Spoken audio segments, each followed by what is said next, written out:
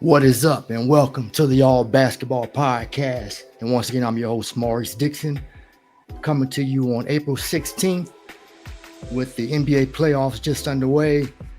We got another podcast coming to preview these playoffs and talk about the NBA season. I got Mike, Hancock, and Frank on the show at the moment.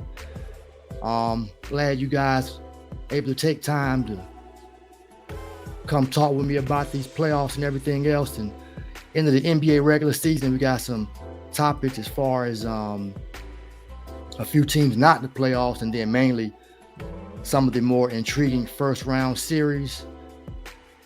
We had one today between Memphis and the Lakers. Good back and forth game. I'm sure Hancock, longtime Lakers fan, was happy to see Austin Reeves, Rui Hachimura, D'Angelo Russell find his shot, and LeBron and AD did what they did, and they took advantage of the size. Ja Morant kind of going down, and really took advantage of the double team. It was they decided to double AD and LeBron on the block and leave Hachimura after a few times. You got to leave somebody else. But then Reeves is making plays off the screen and roll. So role players really stepped up and got the Lakers out to a 1-0 lead, just a 1-0 lead, nothing to get too crazy about. But specifically, Hancock, I want to get what you saw from that, what you noticed from that game. Well, what I noticed is it's always about AD right now. Him being able to stay in the game, I thought it was over. Once he's been Mr. Glass, but him coming through that what could have been a catastrophe for the Lakers. As you can see, I think the biggest thing that Memphis has is that they don't have the physicality and size in the middle to handle an AD. AD, a finesse player against him, he's going to eat alive. I mean, you saw that today. He had 8 blocks, pretty much did what he wanted to in the paint. And I think without the size, the injured players that Memphis, you got 2 interior players that they're down, and Steven Adams and Brandon, I can't think his last name. But not having those guys is going to be a detriment to Memphis, I believe. I think they're going to eat. I don't think you can count on Rui Hachimura being as hot as he was, shooting from the field. That was a real decided edge that the Lakers had today. But, I can't count on that, to continue the series. That's been the Achilles heel of the Lakers. I do like what Austin Reeves is giving them. He's really found a place in the league, which is really surprising from a guy who really was, came in undrafted. But he's found a home with the Lakers, and they're going to have to make a decision. They got to pay him some money because I think he's coming up on a restricted free agent year. So looking at this series going forward, I know you said it was just one game, but to me, it was a big game because home court advantage has been taken. And we'll see how that goes now, especially with Ja being hurt. Memphis has some questions that they must find some answers for. So we'll see what happens. Yeah, well said. You want to say something, Mike? Yeah, I want to add to that. They said a lot of things. One was when the Lakers win the first game, they won the series 74 straight times. Well, so, yeah, I was surprised when I saw it. They're like 74, man. But then the second thing was, this was like the first time in playoff history I've seen LeBron not have the ball in kind of the clutch moments. For within 6 points, 8 points, he would just stand on the corner, and they let Reeves run the offense, and that's what LeBron wants. He old, man. They don't want to, have that pressure. So it was kind of refreshing to see Reeves run it with AD, pick and roll, in and out, big men not stepping up to cover the 3-point shot, and he was just taking what the defense gave him because they weren't pressing up on Hachimura and Reeves. So Maurice used to play point guard in Oklahoma. Wherever he went. Oklahoma. So he used to play point guard. So he's kind of coming out of the shell. You're gonna have to keep it up though. Have a hot game. You can talk. You can say I'm him, but I mean, but he's been solid though. He's been solid. I like Exactly. Austin Reeves. I would like him more if he didn't play with LeBron, but it just is what it is. That sounds like a little hate, Maurice. It ain't man. little. It's big, man. Don't let him fool you. Hey, You really don't like him. Hey, I really can't argue because you and I work together, and I have not been a supporter of the Lakers having LeBron. It was something I had to come to terms with, being a lifelong Laker fan. So, hey, I got to take it, man. But he's not LeBron anymore, man. He's turned the ball over in key points. I know if you watched the game today, he had some very uncharacteristic plays. Turned the ball over, some shots that I thought were kind of ill-advised. But, in the end, like my man said, Law said, he was off the ball, standing in the corner and letting everybody else eat. So in that respect, he showed a lot to get out of the way. Sometimes that's what you need to do, and he did that. I will give LeBron credit on this point. He did. He had those guys thinking with all them chase downs to kind of set the tone. AD blocked a lot of shots, so every time they knew they had to go up, like he caught Tillman on one. He caught was it Bain? He caught a few guys, and he was coming to give him so Bain knew on one play he had to reverse it, and but yeah, they're gonna have to Memphis gonna have to see. I mean, they saying Ja is in a lot of pain. I don't think they play again until Wednesday, so that's a good amount of time to maybe get the right hand right. But Jones has been a good backup if Jaren Jackson continues to play well, and obviously you're gonna need Bain, but the size, I mean, maybe you stick with the double teaming game plan just because I don't think Hachimura will be as hot anymore. I expect D'Angelo Russell to be off next game. He rarely gives you.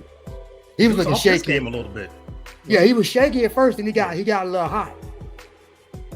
But but their just their activity. LeBron looking to try to block stuff, come help. That was I think that had Memphis kind of thrown off a little bit. Sometimes they scored, and sometimes they didn't punish them by finding an open man, but they just didn't have enough bodies and didn't have their guy at the end. That's going. But you know what they are? They're a grinded out team, and they weren't grinding today. The physicality is not there. I'm saying without the size and without those bodies in the middle, AD is gonna eat. If he's not feeling some hits, some pressures, a body on him, finesse, he's gonna kill it. I mean, that they're gonna have to keep coming double teaming, and he's gonna shoot over the top, And the thing about you say about Jaren Jackson, today he didn't get in foul trouble, but what's his MO? He's normally in foul trouble early in games, so I'm looking for that in the next game. And then we always got to worry about AD's health. He said he couldn't move his arm, but he came back. This guy's not built to last, man. He just can't. It wasn't even that crazy of a play. I'm like, right. The thing is, it's not. The question now is not if he's going to get hurt. It's like when and how bad. It's going to happen. Yeah. I mean, you sit here and act like, oh, maybe y'all be watching basketball. Brother going to get hurt. Somebody going to step on his toe or something. He's going to be out for how long? One game series. And to segue off that crazy thing real quick, they said Tyler Hero just broke his hand. Yeah, and then Giannis hurt. So, man, these guys today, man, I don't know what it is, man. And the game is less physical. And then by the time you really hit somebody, they're calling a flagrant 3, and they ejected. So it's like you can't even.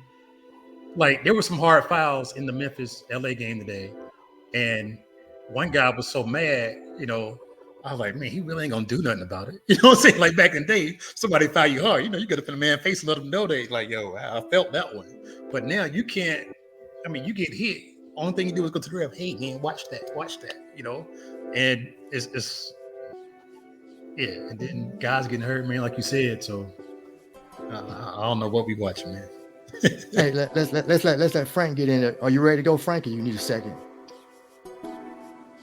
He cut his camera off. He might be getting out the car. He might be back. Okay, we'll get his input when he comes back. Let's go to last night, man. Frank, you're back. We wanted to get your input on this Lakers and Grizzlies game.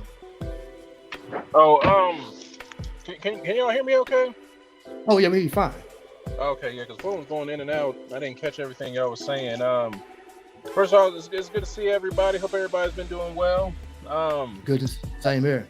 I definitely agree with all the points everybody made. I think Memphis is in real trouble. You know, not having Adams and who's other? Is it Clark? Is that his name? Brandon Clark, yeah. Clark. But Adams and Clark being gone, I just feel like they were killed on the boards. Brandon Clark. I think that's going to be a real undoing for Memphis as far as just getting beat inside. And then now you have a situation of you can keep pulling Jackson away from the basket with all these pick and rolls and whatnot. You got all these guys who can handle the ball on the perimeter. It just opens up the offense even more. So to me, Memphis got to figure out a way to deal with that too. I don't know. I just feel like it's a bad matchup for Memphis. I mean, the Lakers, they got a combination of length and size and athleticism. I mean, they were playing fast. That's another concern too, because you would think playing fast it would be an advantage to Memphis and not the Lakers. So I think that's a huge concern for them too. I mean, even though Lakers gave 112 points, I feel like the defensive intensity it was really there. And if they can harness that and keep that consistent, I mean, I feel like they can play with anybody. In the West is kind of wide open, so I think Memphis is in real trouble. And then the fact that Morant's injury is on his shooting hand too. I mean that's not great for them. So they're gonna have to be real creative about how they want to do it, because I feel like the Lakers' length is gonna be a huge problem for Memphis. And then Reeves, you bring in Reeves, he was basically the closer. He come in and handle the ball, in the pick and roll, and he can hit that mid-range J. I mean, he has no fear. So you need somebody like that to close. So I thought that was a perfect combination by the Lakers. It was egoless basketball. So I love what I was seeing from the Lakers today. Oh, good point. Definitely that egoless basketball. That was had a balanced attack. And guys made shots when they Hachimura, like he made a few. I'm like, okay, he can make a few, but kept making them. Like, hey, he made a little turnaround. So they played a complete game. I just know obviously Memphis just needs to win the next game. You don't want to go down 0-2 going back to LA when you're not a good road team, because they were an excellent home team, but you don't want to go down 0-2 going back to LA where the Lakers and those role players probably will play better. So but that'll be Wednesday. Like I said, wanted to go to last night, Sacramento, the 3-6 matchup, and the Warriors. What a game last night. Seemed like, Sacramento, everybody's been, and for good reasons, been not picking them to win. I think it'll be a lengthy series. It'll go the distance, but De'Aaron Fox playoff debut. Sabonis wasn't good, but Fox and Monk, man, they took it back to Kentucky on them, and Steph played well. Wiggins had the shot, but from the corner, but he bricked it. I saw some like Harrison Barnes comparisons, but it's only one game. But the little Spider-Man thing. But Mike, that game last night, good game. Sacramento pulled it out at home where they've been good in the road. And the Warriors haven't been good on the road. So what did you, if you saw it, what are your observations? Oh, I didn't see the game, so I wouldn't be able to provide any insight on that one. Besides some of the things, the Warriors are a past champions, so they're still, are going to gain respect, even though they got a tough matchup right now. And I look at their road record. They only won 11 games on the road this year, so they were 11-30. So that's kind of a telltale sign they don't have home court advantage, and then you lose the first one. So they gonna have to battle the rest of the way to get back in. What you got on the game, man? I know you definitely seen it. Oh yeah, I watched it. There were 3 Kentucky players I thought that were pivotal in that game last night. Trey Lyles with his threes off the bench was big, and that was the key. To me, the game was that Monk and Lyles provided almost, I think, 50 points off the bench. And just listening to, some people that were involved in the game last night, namely Draymond, some other people, they weren't too, you're looking at a team that's won 4 championships in the last 9 years. So they know what it takes to win. I thought last night was kind of like a feeling out game. There were a couple of moments in the game that I thought that Golden State had taken really command of the game. And I thought they were about to close it. But the key points was, second chance rebounds that I think Golden State will clean up, honestly, in this next game. I think that they'll limit the bench points from what happened. De'Aaron's going to get his. He's reached that level of point guard right now that, you expect him to get his 30, to get his assists, do things in the game. But in that same respect, you can't allow Trey Lyles to come in and get free threes and whatever like that. And I understand that home and road record that Golden State has. To me, I kind of take that with a grain of salt. It's playoff time now. It's a difference. And you can see last night with Murray and with some other players in there, the moments were kind of big for them. Even Sabonis. He wasn't real good last night. And if it wasn't, like I said, for the 3 Wildcats, they balled. They played well. But I'm going to go out on a limb right now and tell you, Golden State's going back to San Francisco with the series tied 1-1 after Tuesday night. Oh, it's after Monday night. They play tomorrow, right? Do they play tomorrow? I don't have the schedule up. Give me. I think they play tomorrow, but whatever. Yeah, they play tomorrow. Tomorrow. Yeah. TNT. I think they go back 1-1. To be honest with you. Well, just be careful because, like you said, some guys weren't really efficient.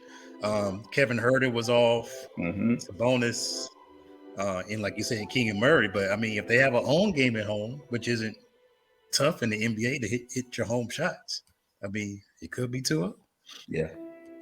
But like I said, these are what we say. These are playoffs. That's why I think the moment's a little big. I thought it was too big for them last night, and I honestly think the pressure of game 2, because they know they have to win these first 2. Honestly, I really believe that. And in the back of their mind, they know that. Last night they got away with that one. They won that one. But I'm honestly thinking, I think it goes back 1-1. You don't think Sacramento come out a little more? You breaking up a little bit. You broke up a little bit. A little more what? You hear me, Hancock? I hear you now. Oh, my fault. I said usually the young team, Sacramento you don't see them coming out and playing better and possibly, I mean, they could blow it open. It's a possibility. I just think the experience of it, this is what I'm leaning on. The experience in big moments, I believe, are going to play a factor. Now that you got Wiggins with a game under his belt, he might even start next game. So now you go back to the lineup, which was one that, if you looked at their starting 5 before he went out and you did their extrapolation over a game, I think they were one of the best 5 units at that time in the game. So now with the bench being stronger, you got everybody going back to their roles. You basically got last year's team again. With Gary Payton coming back, settling into that second unit, Poole running everything in the second unit. I think the experience of being there, winning it, is going to play a factor. I think they win game 2.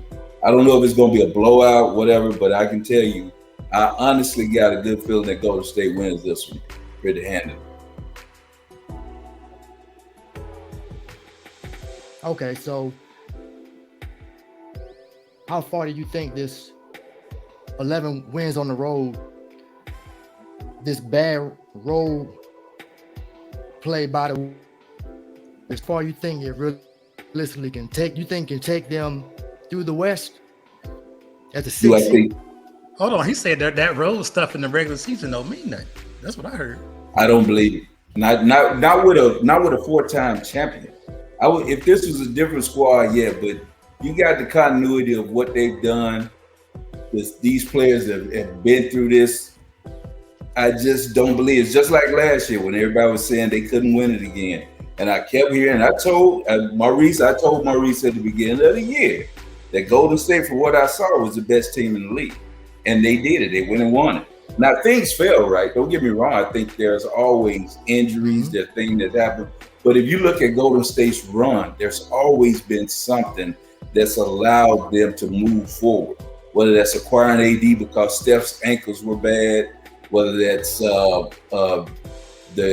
Los Angeles Clippers at the time not getting their way through the playoffs to meet them, whether that's Houston missing 33s in a game. Something has always happened, but they capitalize on those things. That's the thing that I'm saying. You do have luck, but you have to make your way with the luck. I've seen this team do it countless times. I don't give too much credence. I know that road record everybody keeps harping on, but not for a 4-time defending champion in the playoffs. I don't believe it. Not against a team that has no experience. Well, I definitely don't think it'll cost them against Sacramento, but as it progresses, as hard as it's been known as a 6 seed or lower, I'm trying to find the Houston 94-95 Rockets. They were a 6 seed, and they went on and won it back-to-back. I'm trying to find their road record to give it a little validity, but I don't know if anyone else has been. Usually you don't end up being this bad on the road. I mean, it'll be an outlier. Well, those have you had 4-time champions? Have you had 4-time champions with that? Come on, man. That's the thing I'm saying. You got to give credence to that. They've done it. That's the thing I'm saying. I mean, well, you don't. I say I do. I give credence to a team that I know has done it. And not win as a 6 seed, but has won a championship. They won 4. And the nucleus is still there. They've come back. I'm sorry, go ahead. Oh, no, I was going to say, I found it. Okay, Houston went 22-19 that year before they went back-to-back. They were 47-35 overall, so 47-35. I don't Okay. overall. Okay, They yeah, got that's the higher overall record. record. Okay. Yeah, so, but they had a decent on the road. I mean, with the next round, who would they play next round? I think it would The be winner of Dallas, the winner of Denver and Minnesota, I believe. Is that the way? Oh. That's the way it falls, or is it the I other think way? so. Is it They I played think the LA-Memphis game. Is it LA Memphis? Yeah, because they Yeah, that's three. it, This that's is it, 3-6, right? 3-6. You're right. You're right. So 2-7. Yeah, you're right, isn't it? Mike. Yeah, you're right. Yeah. Yeah, so So And I don't see them getting by LA. LA is weird, man. They could lose this first round of Memphis, or they could go all the way to the championship. Yeah, You gotta watch. Oh, in the It's championship? Man, it's like 5 teams, man, this year in the West that could really. I mean, you don't know. So them being just above 500 and 7 seed, you think? Yeah, because of the Yes. trades, man. It's not like they had this team all year. So once these trades happen, they had to find their niche, find how things work. Now, the thing you should be looking at is their record after the All-Star break. Look at the Right? teams they played. Let's pull up the teams they played. Weak competition. You can't help your schedule. But if you beat You weak can't help your competition, schedule. You got when you get on the court, you just playing the team on your schedule. You can't True. force that as a player. but when Your you come job is up to win. against the real deal, we're gonna see who. I mean, not saying don't have a chance, obviously, but that isn't so valid either. Your record ain't valid. Okay. No, you All said. right, You said maybe since they made I the don't trade. No, since they made the trade, they've had like this. Them in Memphis or somebody had like the best record since that time. Okay. So But they when you one look of the at hottest teams in the league in the West. They are. When you look at some of the competition, it hasn't been. It's been like beating the Spurs 3 times or something. Sometimes. So you But I'm don't just saying think you can't help your record. You can't help the team you play. right, but you're not being truly tested either. Am I not right? You're not being truly tested. All right, hold on. Let me pull something up. I just think that when you after like making trade, like you can't help your schedule after the All-Star break. Normally in the West, you are going to play more Western Conference foes in the stretch run. I mean, that's what they do. So I'm just saying they can't control their schedule, but as far Right. as their record, which they can't control, they've been winning. Well, one thing I give you can build chemistry, if nothing else. Yeah, that's we what I still think they don't- did. They built chemistry with We the guys, and now I think Reeves his chest got swollen now because when LeBron was out, he was actually kind of helping them win games.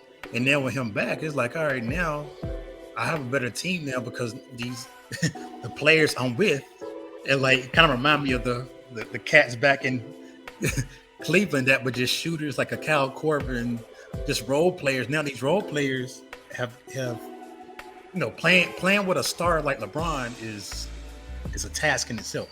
Like you got to have confidence, man. I'm gonna get the rock. I am gonna be open because clearly he's gonna be double and AD, and I got to step up and make some freaking plays, man.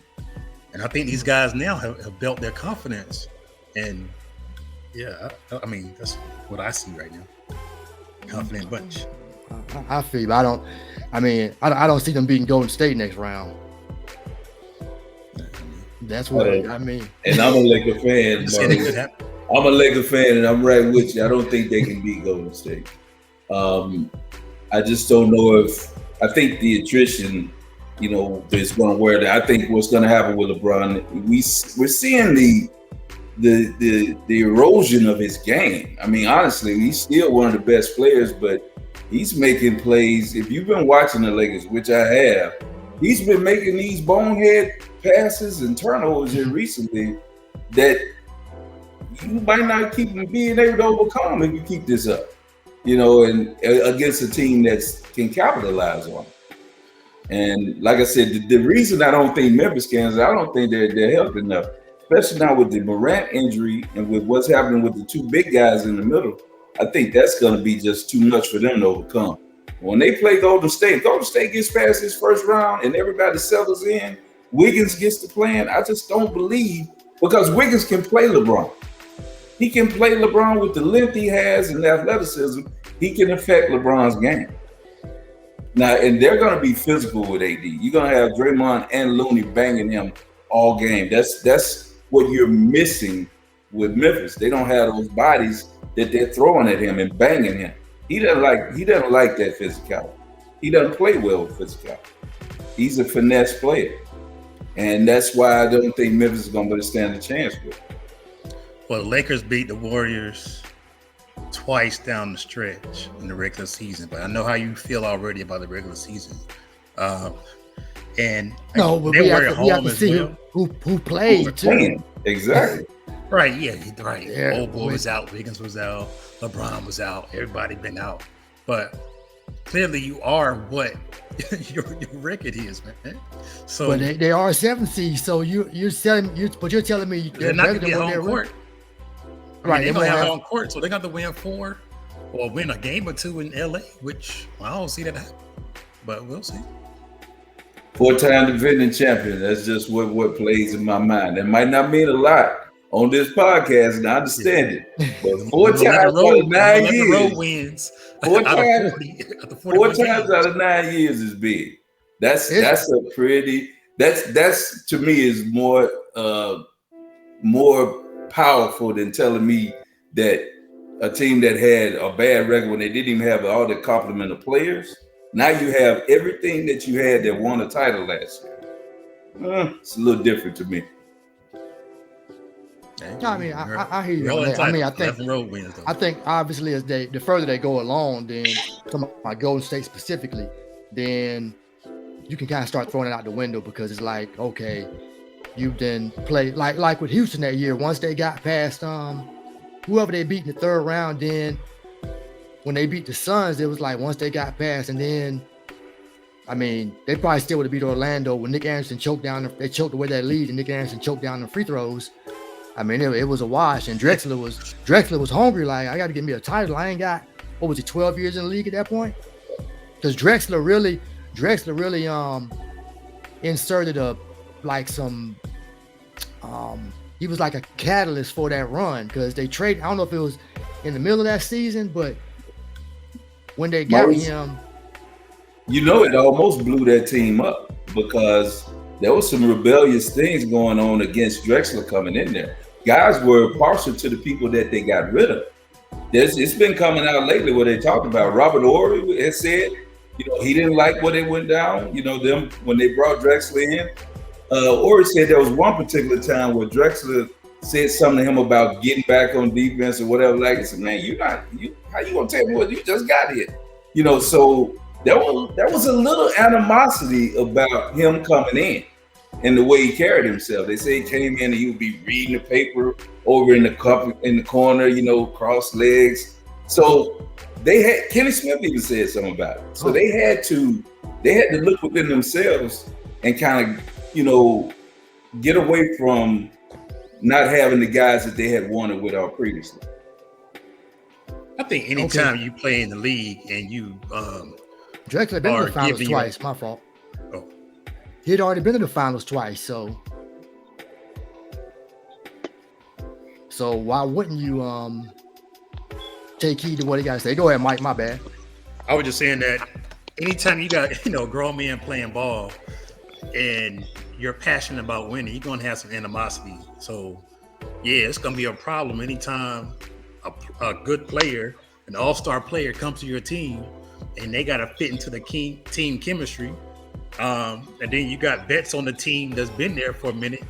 So, I mean, you can do that for practically everybody. I mean, you can talk about the animosity with Durant and Draymond. You know what I'm saying? So, anytime a good player comes to a team that's already been established, and they got to know the defensive rules and how to switch and all this other stuff, somebody needs to let them know besides the coaches. And normally, it's somebody on the team, right? So that happened in Houston back in the 80s. It probably happened for the Bulls in the 90s. Like all these teams that acquired some good all-star talent. I mean, you're gonna have some bickering, whether it be on the court, whether somebody put somebody, as we saw in Minnesota, right? Oh yeah, Gobert hit on. Yeah, Gobert, right? A good player got traded. He didn't know the defensive rotation. Old boy thought, "Hey, I'm gonna be the one to tell you need to get back. Hey, you need to grab some boards," and then that took a turn. So well, he definitely spoke to him out of turn. I mean, I don't condone what Gobert did, but you ain't gonna be talking to me like that. You need to get some boards. You're 7 foot. No, but Gobert was hurt too. Right, but you're not gonna call me out of my name, and I'm just not gonna do anything. And they didn't have to even suspend him anyway. He ain't even hit the man. He hit him in the chest. I mean, good for Gobert for standing up. I mean, the man cried in front of the press. He's constantly disrespected by his teammates from what I've heard on other podcasts. So somebody call you out there, hey, I'm tired of it, man. Especially Kyle. I'm like, Kyle Anderson talking to me like that? Right. Slow-mo? Have you, right. You seen that shot, that flick shot he shoot? Yeah, it take like 2 seconds for him to get it up. You see it's coming too. You're like, okay, he's shooting. Like, you see when he pushed Kyle Anderson, he immediately backed up and ran back. Everybody held Kyle Anderson back, and nobody held Gobert back. That tells you all you need to know. No, but remember, Gobert got pushed by Taurean Prince like real hard. He got pushed by everybody in the league. So. But I mean, they don't like him. That's what I'm hearing. Yeah. But hey, when I stand up, you ain't gonna be somebody gonna field me. I guarantee if his teammates weren't there on the sideline, Gobert wouldn't even push. Maybe, probably. I'm just a nice guy, man. Yeah, that's all good. No, on the court though, you don't need to be a nice guy. Remind me of this cat named y'all know Julius Randle, right? Oh, earlier in the league, he used to play kind of finesse. But what I seen here for the Knicks, he throwing bows every time he go up. His off arm is doing damage to the other player while he making layups. Now some people may call that dirty or whatever, but if they're not calling it, he's being physical. When they played the Hawks, he elbowed John Collins right in the mouth and put him out the game a little bit. I mean, he's clearly bigger, and he's like making his opponents feel him. Now, I don't know if Gobert even has that dog in him because he don't get the offensive touches to even be, to be physical. So, yeah, like you're saying, he is kind of a softer guy. But that's not needed if you're trying to win a championship. Well, I mean, Minnesota. I mean, they're like Wilbon said. They major in stupid. I mean, they just Towns get the switch. He don't know he want to shoot step back jumpers over Austin Reeves. He trying to charge through your chest. Jaden McDaniels, I think I got that right. He goes and hits the wall. I don't know if his hand was hurt before that. He breaks his hand. They just play. I think they might give Denver a little run, but I think they're gonna continue to play dumb. They just not a smart basketball team. Mike Conley. Conley the only one, right? He the only one trying. You respect Denver? Anthony Edwards, right? Yeah, I respect Denver. And what if they get past this, they'll have what, the Clippers or Phoenix? Phoenix. So, I mean, it could end there, but I don't think nobody will. You can't really fault them for that. I mean, they don't have the best player on the court. They have a 2-time MVP, but I mean, Les Murray, but I think they should take this series. Not going out. Definitely not going out first round. You think they'll go out first round, Hancock? I have to see them play playoff basketball. And I watching them play, the only time I've seen where Murray really turned it up, that was in the bubble. And that was like sanitized playoff for me. That was like, even though my team got the championship, I kind of take that one with a grain of salt because it was just what it was. But I have yet to be impressed with Denver yet. I got to see them do it when it counts. I got to see when, like, anytime we see there's a big game, Jokic had a big game against Embiid. Embiid ate his lunch. So, yeah, he's a good ball player. They run everything through him. He plays the right way. But I just want to see it when it counts. When the lights are on, show me that Denver is really legit. Right now, I'm still skeptical. Why? But speaking of Embiid, you brought Embiid never been to a conference finals. At least Denver's been there. So. Yeah, no. I was just talking about them head to head. I'm just talking about big games when they played head to head. But Denver's been in these games, and what have they done? He's been, like you said, a 2-time league MVP. And how far have they got? What have they done? Conference finals. But then who did they lose to? They lost to LA in the bubble, and they pushed that year. That's what I say. I don't count that bubble thing. To me, that was right. The year the brackets was all crazy. You don't count the bubble game. No, and my team won. my team won. What about when Tampa Bay won the Super Bowl that same year? You count that? When no fans was in the stands, Tom Brady won. You count that? That, to me, that game. All season. If Kansas City had the offensive line, that would have been a different game. I'm saying, but you count that season, but you don't count the bubble? I didn't say I didn't count I said I take it with a grain of salt. You have to count it. I got the championship. I got the chip. Look over my shoulder. I'm going to make it to the end. I feel I take the chip. But I just got to take it with a grain of salt. To me, when we're talking, let's talk about what we're facing now, where it's real. You got travel. You got everything that happens that goes along with this. So that's why I'm saying that. In the bubble, it was sanitized. It was everybody's there. We all playing these places. It's contained. No crowds you going against. The moments are different. So, like I said, I count it because it's another chip for me. Right. But it's just now it's different. You got travel. You got fans. It's a different atmosphere.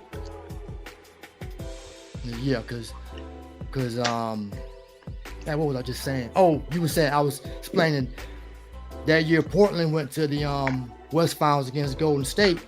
Denver pushed Game 7. Denver had Game 7 at home, but I mean Jokic wasn't the Jokic is now, but he has been in. Game 7s like that, conference finals. I don't understand. I see why he gets a bad rap, but I can understand it. But last year he didn't have all his guys. You got him in the playoffs now. This year you gotta take him further. At least another conference finals. because it's to validate those MVPs out. Now I don't think he'll probably get this one. Now if I was able to flip it, I would give him B's last year's, and I wouldn't have a problem giving Jokic's one this year because they got the number 1 seed. He got his guys back, so he showed that when I have my guys back, we are top the West. Right. And part of that's been the healthiest team too. I mean, that played into a lot of it too. So I want to see him do it. I got to see him do it. That's all I'm saying, Reese. I got to see Denver do it, and I still got questions. You know, tonight we'll see because I think I think Edwards is gonna come after him. I think Ant gonna come at him hard, and we'll see what happens. They're gonna have to move Jokic away from the basket, get him out. Cat's gonna pull him out when he's playing center. So we'll see what happens. You know his defense is not that good, so we'll see what happens. I gotta see them do it. You know, maybe just a really good regular season player. I mean, to some extent, he's proven that. Let's move on to this game. Should be tipping off soon. I think gonna be one of the best series of these is Phoenix and the Clippers. No Paul George, unfortunately. So we'll see how Westbrook steps up being, I guess, if you want to call him the second best player on the team. Depends on what he gives you. But Durant's healthy. Booker, Chris Paul, Ayton, Phoenix has home court. How you see the series going, Mike? I'll stir the pot and say what they call the gentleman's sweep. So I think they'll give the Clippers one game, but you think they'll 5? Yeah, Phoenix. Ooh. Like you said, Durant. I mean, I know it's more than just offense and defense, but offensively with Phoenix, man, I ain't seen a lot of them, but anytime you're adding Durant to your team, it helps. 8-0 when he plays. I mean, the Clippers, I feel like they went about the season the wrong way. I just think that all this low managing and they trying to cheat the system in a way, and I kind of think it's gonna catch up to them. But I mean, they could win it. I mean, Durant could go down, Chris Paul definitely can go down. So everybody going down today. So yeah, pending injury, yeah, it could be anything, man. Yeah, but everybody going down. Yeah, Giannis went down. Hero AD down. Went down for a second, and Hero just went down. Hero Ja went down. Ja went down. That's the NBA today. These guys wanna. That's why they low manage. No, it doesn't. It doesn't even make it. It's not adding up. You taking off games and you still getting hurt. You might as well play. Now the guys that get AD always get hurt, so he don't count. But the guys who get hurt are guys who play most of the time. Kawhi healthy. Yeah. You keep your fingers crossed.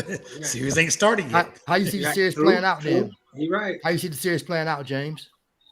I'm pulling for the Clippers, man, but I know Westbrook. Yeah, I ride with Russ, man, but Clippers don't play no defense, man. So, and Phoenix is a team that you're gonna need to play some defense against because they got some lethal scorers. But I won't count the Clippers out because I do believe that the Chris Paul Russell Westbrook matchup is one that we're gonna need to keep our eye on. I really don't think Chris Paul can keep up with Westbrook. I think Westbrook has the capability of really, as far as statistically goes, like his numbers can really be better than Chris Paul. But Kawhi got to keep up with Booker and KD on the scoring, and I just don't know if Clippers will play enough defense to stop them from scoring 120 points every game. So you saying they'll miss Paul George, and if they Paul George. I mean, if they had Paul George or not, I think the Clippers really deep. I don't think Paul George is different. I don't. That's part of your defense right there. That helps you. No, he's not. Booker. No. Kawhi and Paul George do not play defense. That's they got a reputation for playing defense for what they did 6-7 years ago. They don't play defense. Kawhi is a scorer. No, you can score on Kawhi with ease. Everybody take Kawhi. Kawhi ain't no defensive stopper no more. Now it's Paul George. Well, remember Paul George got a nickname, Pandemic P, right? Right, but that ain't got nothing to do with the playoff. It does. He was garbage then, and he's not even playing now. I mean, I hate to go to the. Honestly, the best defensive players that the Clippers have is Terrence Mann, Marcus Morris, and he old, so he just foul people all the time. And Westbrook with the hustle, but they don't play defense. No, Zubac play. Zubac just big. Hustle, he just big. But I mean, I like Mason Plumlee though. Mason Plumlee solid. I like Mason Plumlee. He's solid. I think Kawhi don't. I mean, Kawhi's always there. He's never like. He's no turnstile. I mean, his body might not be there. No, he's a turnstile. No. You got to give me some stats. You got to give me some stats, analytics, or something. I watch the games. Okay. I watch every game. Let me add. I did see. I don't miss a Westbrook. I haven't missed a Westbrook game since he's been playing. I've seen a few Clippers games, and Kawhi would get his. I seen him. He heated up a few times. Got like 40. Oh yeah. But he didn't make his teammates better at all. He would just be looking at him like, man, I got mine. He don't make nobody better. But he's gonna go get hit 30, 40 easy. Yeah. It's gonna look beautiful. You scared my soul. He got his numbers. That's fine. And he was pointing like, well, what y'all gonna do? Like, I seen Kawhi get a good number of assists. I mean, he's no playmaker. Hey, score the ball. Somebody else take care of that. I mean, if he get 3 or 4, that's good for him. 4 or 5, yeah, that's what I'm saying. Yeah, 3, 4, 5 assists. But I mean, Kawhi has been playing well. They say this latter half of the season. So personally, that's what I'm saying. Personally, he's playing great. Personally, yes, he doesn't set his teammates up to be better. Yes, he's not that guy, but he gonna go get his numbers though. Well, I'll take that if he's shooting 50%. I'll take that too. I'll take that. Yeah. Hey, I'll take it. Well, they gonna lose the Phoenix with that. Taking right. that. I mean, yeah. I'd rather have that than not have it. You know, at least it's something. So how many games you giving? What's the games? I'm gonna get the Clippers 2 games. I can see that. I don't know how much Westbrook gonna be able to play late. It depends on how he's shooting. Because if he's not shooting well, don't be like the media, man. That's not like the media. I've seen them pull him off the court in the fourth quarter. Yeah, they be up. I'm up 12. Westbrook did it, y'all. He got me up 12, 14. I can sit him down. I don't know about that. They take it home. I think Westbrook sometimes he messes himself up with his shot selection. Sometimes he feel like he got that green light and it be dark green, so he just come across half court like, yeah, babe, I got him. And it's like, dude, you up? It's like, chill. Man, West been killing. What you mean? Y'all must think they're watching the Clippers. He gonna see old Chris Paul like, yo, I got him. He Look, since Russ been with the Clippers, he done played 22 games with the Clippers. They 12-10. Now they lost the first 5 games he played with. They were 0-5. But they tell you that he a problem. Paul George been out. What they tell you? They've been winning. Well, they don't need a big. They don't need. He gonna have to be there. He's gonna have to be their second best player. I mean, Norman Powell. He is. What you That's mean? who you need to watch, Reese. Huh? He is their second best player. That's your guy to watch right there. Norman Powell be the X factor for the Clippers. He's the X factor. What about Bones Highland? No, it's Norman Powell because Norman Powell believes he's a superstar, and they let him play like he's a superstar. And if he shows up, which he's inconsistent, but sometimes he'll give you 30 off the bench, they gonna win. But then some days he'll shoot 5 for 18. You like, dude, why you take 18 shots off the bench? Because they give him the ultimate green light. So he is the X factor. I would agree. He can replace Paul George production. I wonder about Phoenix's bench. That's what I'm wondering because I think, like you said, I think Westbrook is going to put a lot of pressure on Chris Paul. He's going to make him have to move and run, and I don't know if Paul can last through that. So you're going to probably have to see Payne come in and things of that nature. So we'll see what happens when Phoenix has to go to that bench. They got to keep Booker or KD on the court at all times because they got to get that scoring. But that's the key. We'll see as this series progresses what the benches do, because I think both coaches are good, but I think Lou has the upper hand as far as, championship experience and making some calls. So we'll see what happens. I think Kawhi can give them more. I think he'll give them a little more defense than what you're saying, my man. I don't think he's quite a turnstile. I hope so. I'm around with the Clippers. I'm around with the Clippers. I hope so. Yeah, so I'm looking forward to it. I just got to be objective. I can't sit here and just talk about, I'm pulling for them, but I watch them every night, and I'm like, this is pathetic. But, playoff basketball is a little bit different, and like he say, I get the Clippers 2 games because they are the deeper team. The Clippers are one of the deepest teams in the league, outside of like Milwaukee, teams like that. Yeah. So and see, also Eric Gordon spreads the court when he comes in. He's making his 3, and what's the French dude that they sit in the corner? Batum can get high. See, Batum, they spread that D. They can shoot that ball from those wings and from the corners, which is going to allow Kawhi to get in there and work. And KD is going to have to work on both ends of the court. He's going to have to play defense. So we'll see, man. I like I said, the benches are going to be what I'm really want to watch to see what happens when they have to go, when Phoenix has to go to their bench. Right. And what happens at the point guard position between Russ and CP3. Yeah, because on Phoenix's bench, you're looking at Cameron Payne, TJ Warren if he plays, Terrence Ross. What's it? What's his name? Josh. Whatever his name. I don't. Josh Jacoby. He started. Yeah. He started.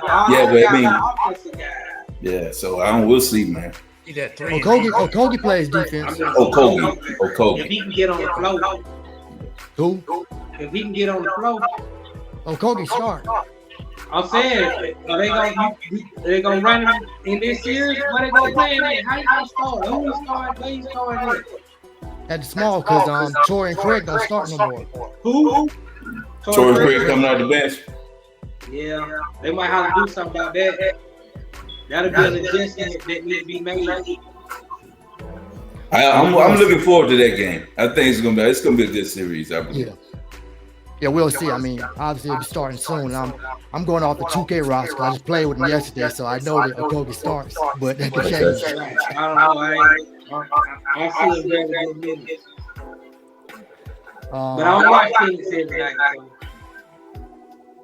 Oh, me? I haven't even really seen him play that much. Y'all got a little echo going on. I know. I don't know what's going on.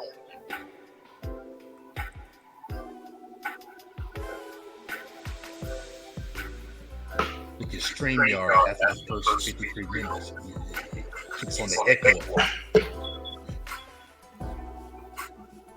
I'm still good. I don't have it.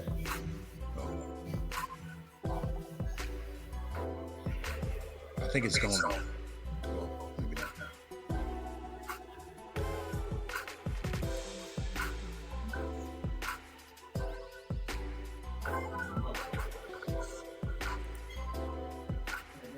Yeah.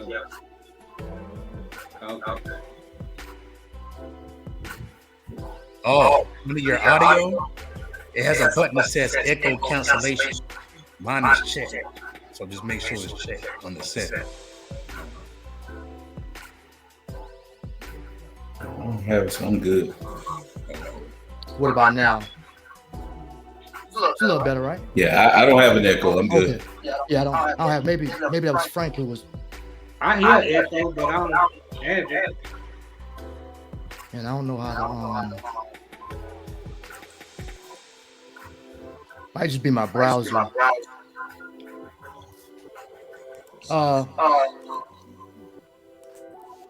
just want to jump to a hypothetical real quick because I think most would assume that Philly would get past Brooklyn and Boston would get past Atlanta.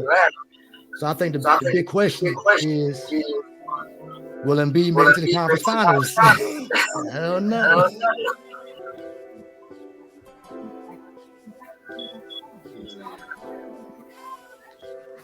I mean, I don't. No. Boston's tough, man. They Yes. I don't trust Harden. The gimmick's up, so He played well last game. yeah. The earlier the better. Brooklyn. He played well. He played well the other night. He really did. He did. Brooklyn is a pushover, man. The bottom 3 seeds in the East are liable to get swept. I mean, Miami got Giannis hurt today, so they might can squeak past, but yeah, they don't. I don't give the 6, 7, or the 8 seed a shot in the East. Yeah, I'm with you. Barring a superstar getting hurt. Well, I don't trust Embiid, man. I think a lot of times he plays so far away from the basket. It's like you the biggest thing on the court, man. You need to go down there and dominate and start getting. He got that little Karl Anthony Towns in the way. He just want to shoot and fade back and do all this stuff. And like, I'm like, man, like just put your shoulder into him and get more of that what's that that Julius Randle in. You know what I'm saying? Like just elbow with one arm and go up with the other. Like Dominate. He need more Giannis in him. Yeah. Just dunk on everybody.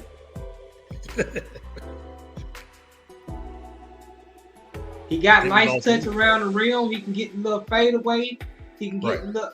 I mean, he can do anything around the rim. He like to shoot threes for whatever reason. And then if a team started doubling, that's when your Hardens and your yeah, they're gonna have wide open looks and they knock them down. That's how you win games. Right. Like,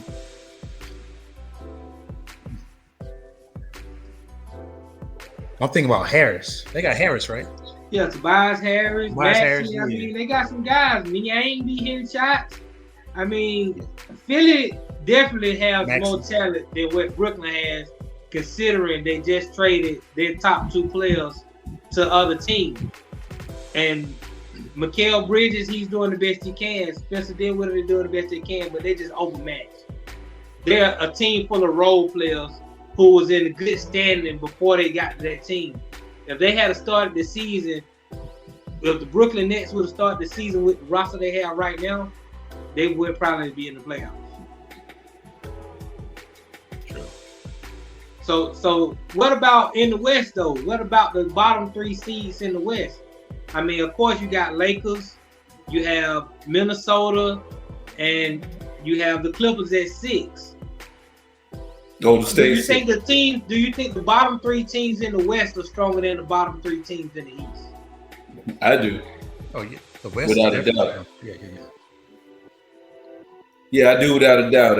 Like I said, I still think Golden State is very dangerous in the West.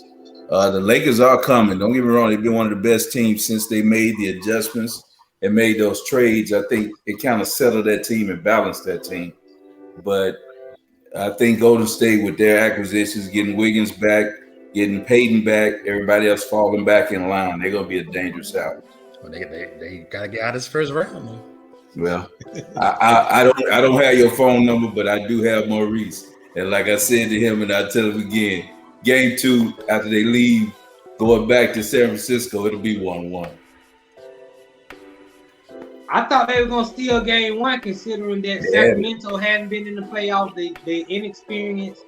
Yeah, you got Harrison Barnes, who had that championship with Golden State. Yes, you have Mike Brown, who's been under he's won big. He's been to the finals.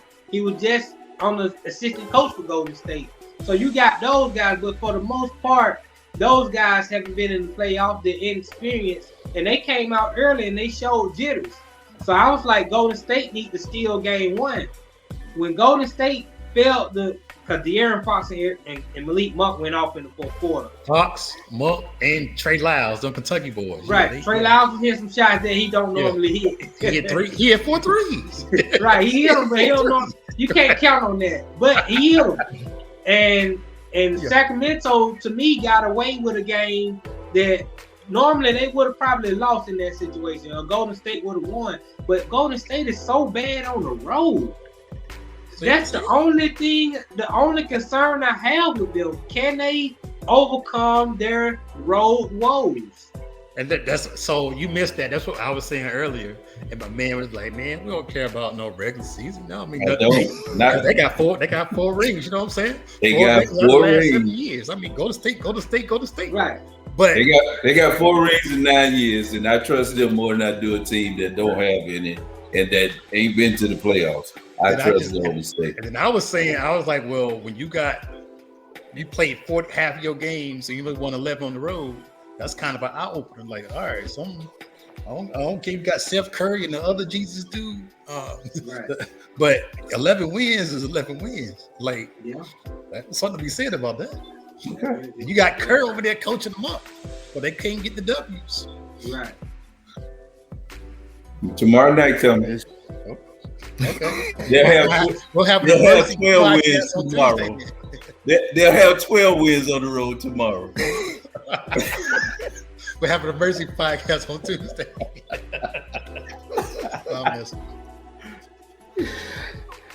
Hey, so y'all said I cut out. I don't know what happened, but nobody sees Philly getting past Boston.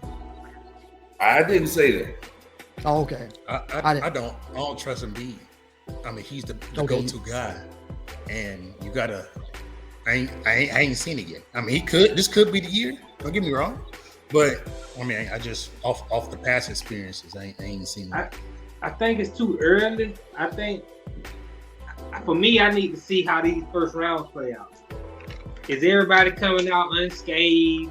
You know, and things like that. You know, do Boston sweep Brooklyn sweep Atlanta and Philly sweep too? You know, so they can get through. Or does one team play around with their opponent and have to play some extra games while another team resting? So it's a few factors that's going to come into play, because between Boston and Philly, when they do meet, neither team, it's not a sweep situation. This is a 6-7 game series situation, and every little advantage counts. You know, so I need to see how this first round plays out. Who handles their business? Who gonna get hurt? What star gonna get hurt first? Well, if you had to put your money down, it'll be Embiid. I mean, both teams in the regular season have swept their Philly swept Brooklyn, and Boston swept Atlanta. So it's a bad matchup for the lower seed, but. Right. I mean, much credit to Bridges. I mean, that dude been balling, man. I was like, we gonna have to wait and see how teams catch up to him. But he worked in the screen, hitting mid range. He's a solid role player. Right. Ben Simmons needs to give him his money. Tell me, who was that dude that was dropping 40? He won't for Brooklyn. He did it. Because they had like 3 straight home games. Cam Thomas. Cam Thomas. I'm like, the dude's a fluke, man, because he ain't done nothing on the road yet. I don't even know the cat. And then I ain't heard from him the rest of the whole regular season. He take a lot of bad shots. It just depends. He's just a microwave player. So somebody just had to do the scoring for Brooklyn, right? I mean, you got 48 minutes, all these guys on the court. So somebody had to step up and just hit somebody got to score. Yeah, somebody got to score. So everybody can't do it though. He did it 3 straight games. That's got to be saying something. Yeah. But I agree with you. He's a firehead. If it's going to go. I think everybody in the league down there, everybody can do it. If they you get think so? I don't know about that. But can you do it and win? Because he was scoring 40 points. He scored 40 points 3 straight games, and they were losing by 15, 20. So it was like it wasn't. It was the Kevin Love in Minnesota. Remember when Kevin Love was in Minnesota? And I was telling y'all, I know he won. I was telling you, Maurice, he wasn't no good. He like, no, he averaged double. He averaged 25, 15. I'm like, they're losing every game. He's Right. not good. Kevin Love was very good. No, Because he they had wasn't. no He was help. solid. He was solid. He was a third option his whole career. He was just in Minnesota. Nah, he became a You third made a option. good point. Nah, he was an all-star. He was Bonafide. he was averaging monster numbers, 25, 18. It was crazy. Remember he changed his body though, because he knew he would have to stretch and create space. So when he got to Cleveland, it made and sense. they He didn't. still in the lottery. No, I'm talking about when he went to Cleveland. Oh, when he went to Cleveland, he was the Yeah, third he changed option. his He was body. good. Yeah, he had to be. Yeah, so you have to sacrifice. Right. So Right. I mean, you can't. He been sacrificing ever since. He has. He sacrificed his way to Miami's roster, right? He played Miami. Right. He's a great sacrifice. He sacrificed so well, he led the league in charges. He's second now. The guy, one of the Williams, Jalen Williams from OKC. Oh yeah, he was second. He was second. That's right. Jalen Williams, He Oklahoma. beat him out. Right. He beat him out. So yeah. I don't know. I mean, assuming those. I maybe something for Boston. I mean, Boston's kind of knocked out Philly a lot, and they had a. I mean, they've always limited Philly when they had Ben Simmons, and I mean now they really don't have an excuse. But I mean, I don't trust Harden, and Boston just might have their number. But I mean, Embiid, MVP need to break through because no conference finals still. Yeah, but they got them two wings, man. Jaylen Brown has been terrific. Tatum. I mean, Tatum ain't, but Jaylen Brown is the difference. Tatum more than all right. Tatum is. Yeah, I can't count on Tatum though. He's a dookie. You know, I can't really count on those guys. And But Jaylen Brown, he played 74 games this year. He healthy. I got all that. I'm cool with Tatum. I like Tatum, but Jaylen Brown has to be the best player Boston gonna win though. Tatum can't be the guy. It gotta be Jaylen Brown. If they play Golden State, maybe. Because he's a better defensive player. He can do it on both ends.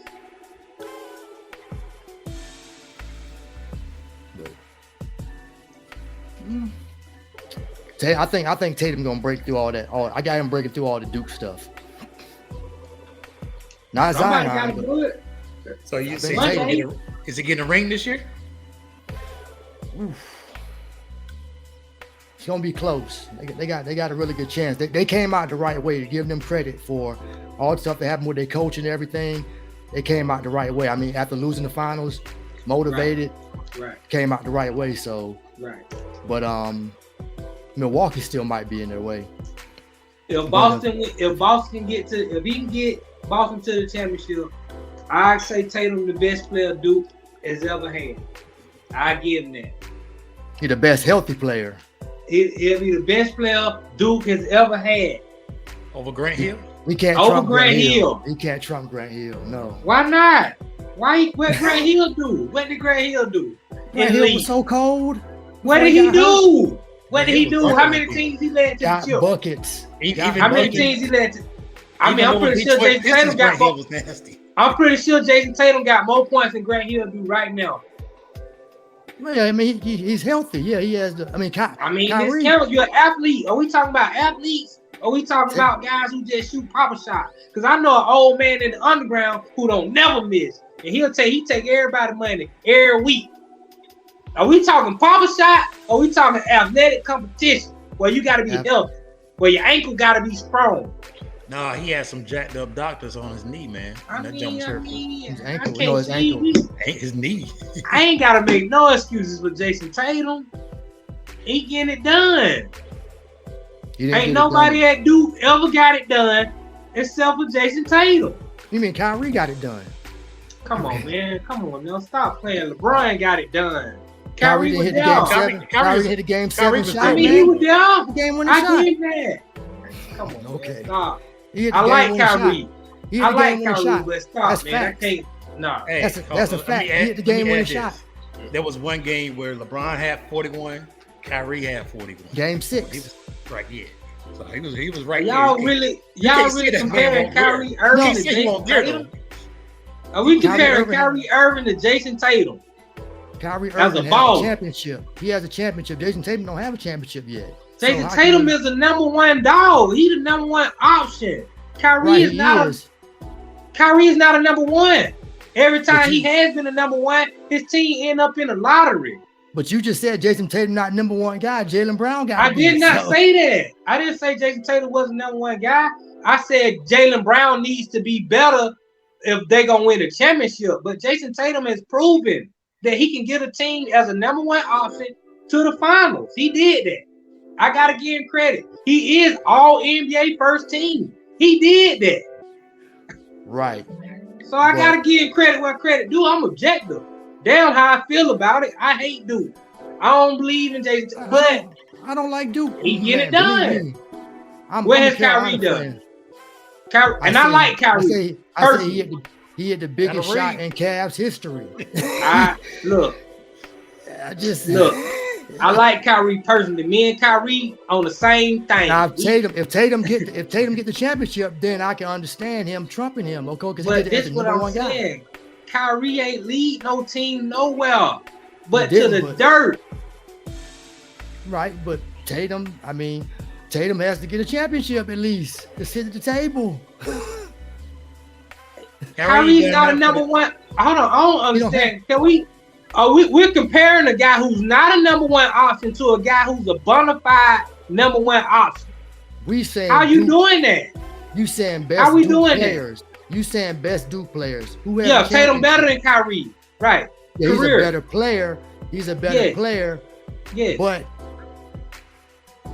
Tatum don't have the credentials. He don't have the championship. He don't have the biggest shot.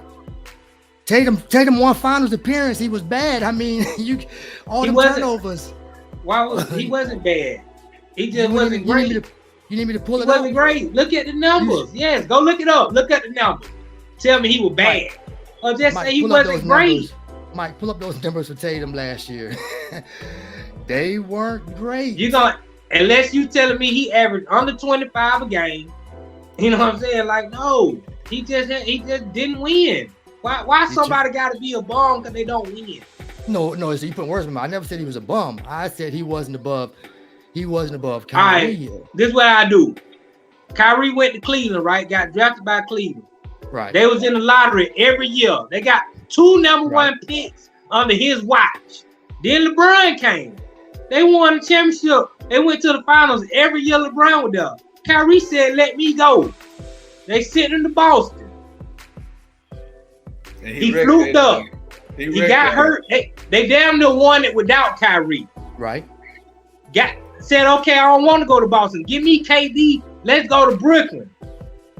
Couldn't get out the first round.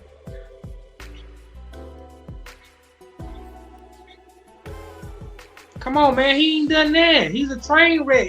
Dallas didn't even get to the playoffs. That's true. They was in the 4th seed when he got traded there. They ended up number 12. That's true. All right, come on, man. Kyrie is a losing basketball player. So how's he better than the guy who wins every year, who's in the playoffs every year at the number one option, first team All NBA, in the MVP conversation? Come on, man. Kyrie ain't never been in the MVP conversation.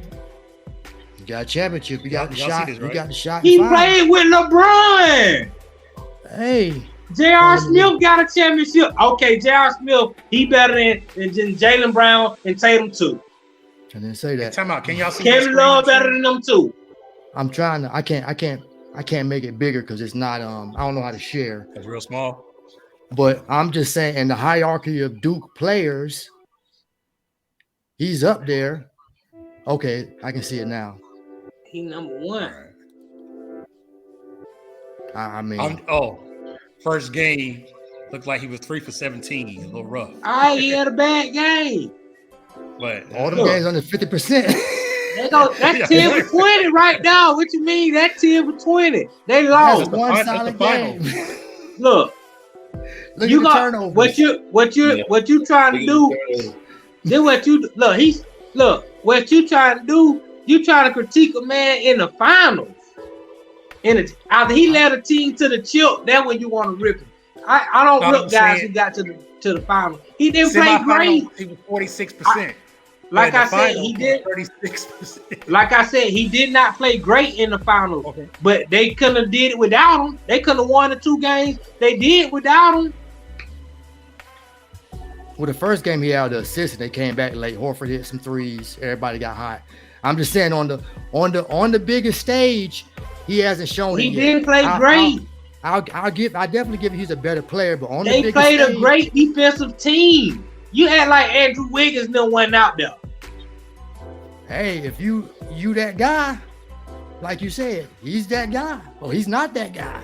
So if you're not that guy, you're gonna lose the finals. That's what you said. No, I ain't saying that. No, because you can Right. lose, you can get there. You Golden can still State be had that a guy. better team. They had a great team. Let me just add this about Irvin and Tatum.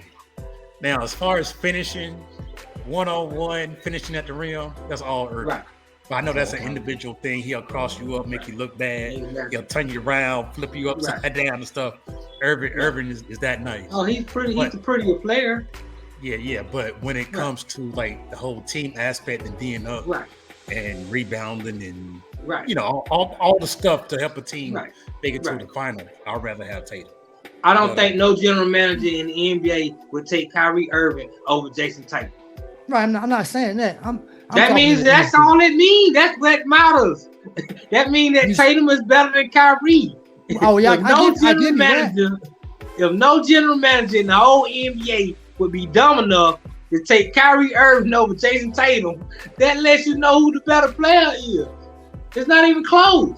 I don't even know why we having a debate. We having a debate based on Duke hierarchy. All right, That's Jason what- Tatum that was the number basis. 1. No. Grant Hill. How? I'm What he looking at do? the whole body of work. What Grant Hill did at Duke and in his short time in the we ain't NBA. doing that now. We just doing NBA body work. We ain't doing, because we do that, we're going to have to put Christian Laettner number 1. And I don't want to put Christian Laettner in this conversation. So let's just keep it this body of NBA work. One-time All-Star. Jason Tatum body of NBA work is killing Grant Hill body of NBA work. It's not even close. Mainly due to health. Let's put that caveat in that's there. part of being an athlete.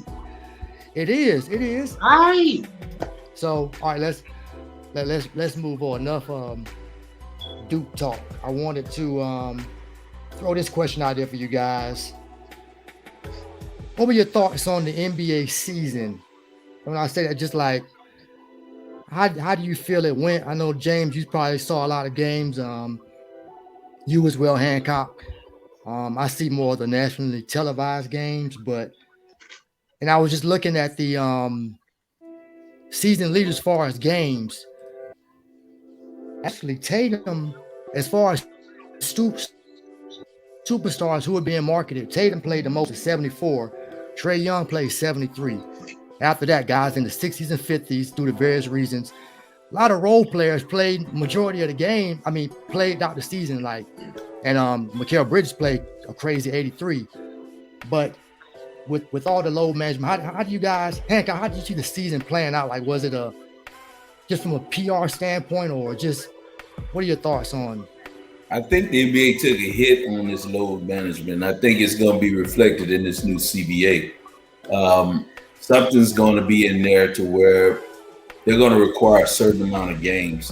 I'd even heard about how you had to play, well, it might even be a stipulation put in there where it was almost like going on that 15, that IR, where you had to miss so many games. So if you sit out for a load management game, or you sit out amount of games or whatever, then you might be punished or hit with, okay, well, we're going to sit you without pay for these amount of games. They got to do something about it, because what's happening is it's becoming a PR nightmare. And people are saving their money to see a superstar come to their arena and they don't play. And they're like, the average Joe like myself, and we can sit here saying whether it's right or wrong, he said, man, I can't miss work because I just want to go. And you playing a basketball game and you want to miss work and you paying millions of dollars. That's public sentiment. And that's what the talking heads put out there and they say. And when it all boils down, it's a business. And you got to protect the business. You got to protect the integrity of the league. And when you got people that are sitting out, Kyrie sitting out, and then he shows up at his sister's party or something like that, it looks bad. Those type of scenarios. So yeah, I think that was a major hit that they gotta clean up. What about you, Mike? You were raising your hand. Yeah, I want to add to that, because being from North Carolina and Charlotte being the closest NBA city, a lot of those West Coast teams finally come to Charlotte, but then Charlotte's been so bad. So when they get there, like I guess LeBron and other stars, it's like, I'm a rest, I'm good. You're playing Charlotte and they only won 10 games or something.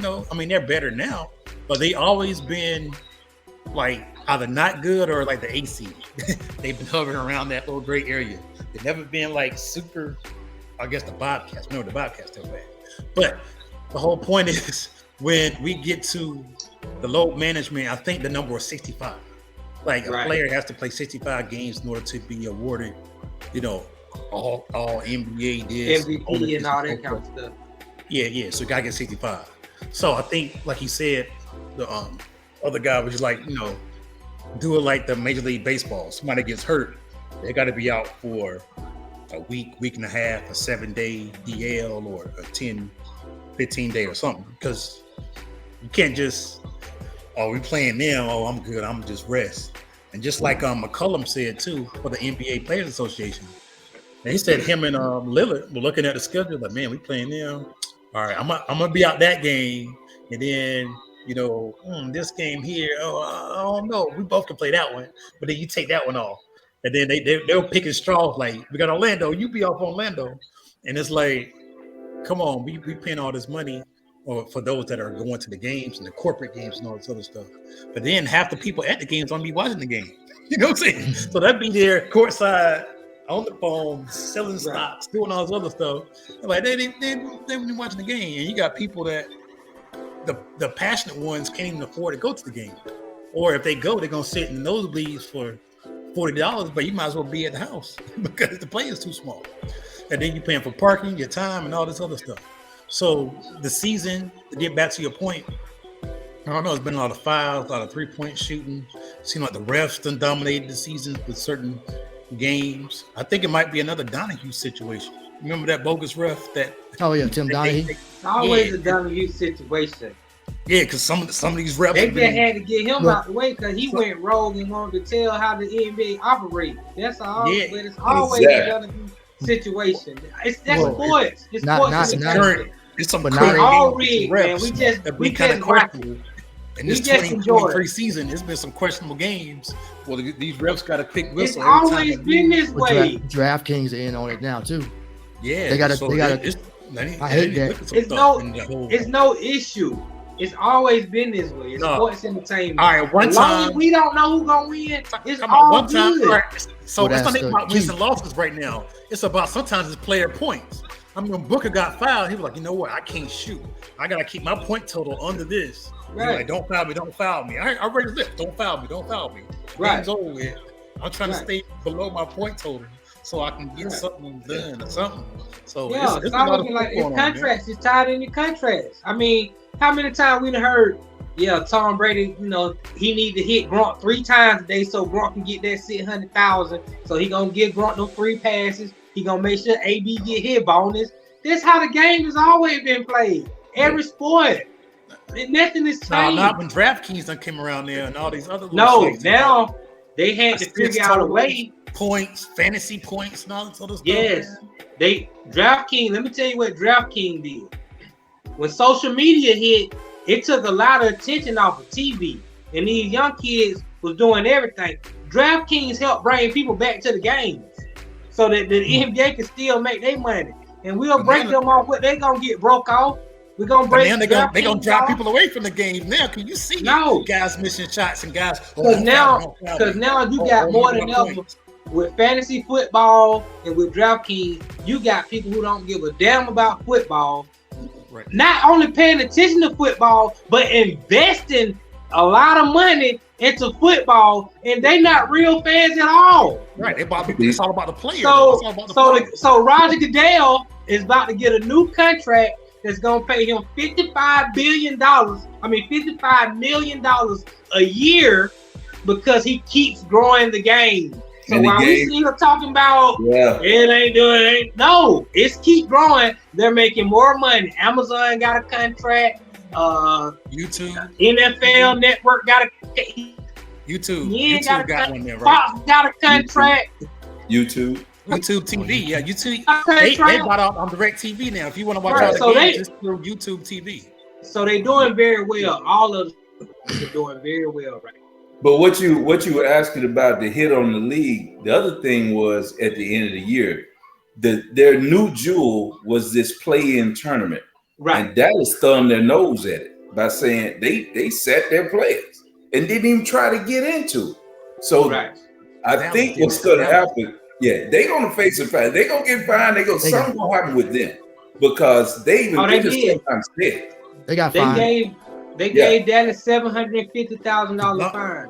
Yeah, and then they also have already agreed to the new NBA CBA. They just extended it, and one of the things was that players need to play 65 games if they want to qualify for awards and different stipulations that can make you a supermax player. So, NBA. Right, there are stipulations involved in the new CBA. Everybody playing 66 games now. But the whole thing is the NBA is cool with some of the load management because of the play-in and because they do want players to be more healthy going into the playoffs as opposed to, in the middle of the season. But LeBron needed them 4 weeks, man. Does it help? Well, yeah. Does it help? Yes, LeBron needed them 4 weeks. For all Kawhi needed. Kawhi needed that time. How Giannis feeling right now? But Giannis go hard. Giannis don't load minutes. He go hard every game. He only played 66 games. You say that he should load minutes. No, because he got hurt. When Giannis go down, he really hurt. That's what I'm saying. He ain't load managing. I'm talking about the guys that load manage. They needed to load manage. I don't know. I mean, it was just a lot. He's gonna get hurt usually. I mean, they're the kings of load management. The kings. Paul George I think they're trying to cheat. He had a freak injury though. I was watching that game when he went down. He had a freak injury that it just, it happened. I mean, so basically you get 17 games to take off. Pretty much that's what it is. Barkley said that you get a 17 game vacation. I guess I'm kind of cool now. When I was looking at how many guys are realistically playing, I was kind of leaning like, well, maybe it should be 70, but no superstars are hitting that number. Like, it's crazy. Looking at the standings. I mean, there's a lot of talent in the league, but I thought the year was great because every team had a shot to make the playoffs. And to the last 2 games of the season, you didn't know who was going to be the 5th seed to the 11th seed. Yeah, that West was crazy. Yeah, I was great. Logging on. But that had a lot to do with people just being hurt too. I mean, now the play-in worked out great this year for him. I mean, you had two blowout games, but other than that, I mean, I was all the ones I seen. It was pretty entertaining, and and we know the playoffs are gonna be entertaining because now guys ain't have to play back to backs. They're gonna be they're ready to go, and this is money time, so to speak. So, but you knew the owners though, they had to kind of do this play-in game because that's more revenue. At least a game or two, you know what I'm saying? Well, on their home stadium. And they're not paying the players more.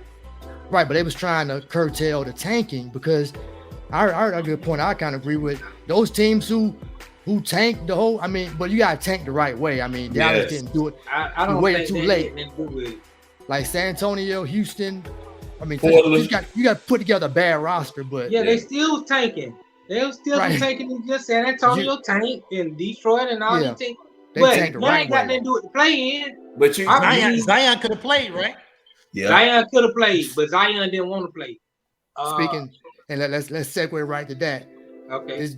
This dude has played 114 of 328 games, 24-61. He missed all of the 21-22 season, 29 games this season for a hamstring. I mean, and you say I'm physically ready, but I'm not mentally ready. But you out there dunking. I mean, what's going on? We don't need another Ben Simmons Okay, Why is he dunking? to show off, to put it on the ground. No, but how the fans feel though? He don't give a damn how the fans feel. Well, he's young. How do his teammates feel? That's the key, because McCollum was pretty. He was pretty mad about that. Yeah, I mean, when you look at it, they were in second place when he went out, when he got injured. Yeah.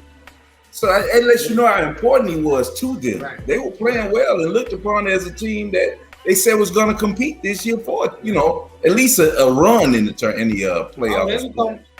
People early in the year, people was picking them to win it. Oh, that's what I'm saying. Like, this team unstoppable.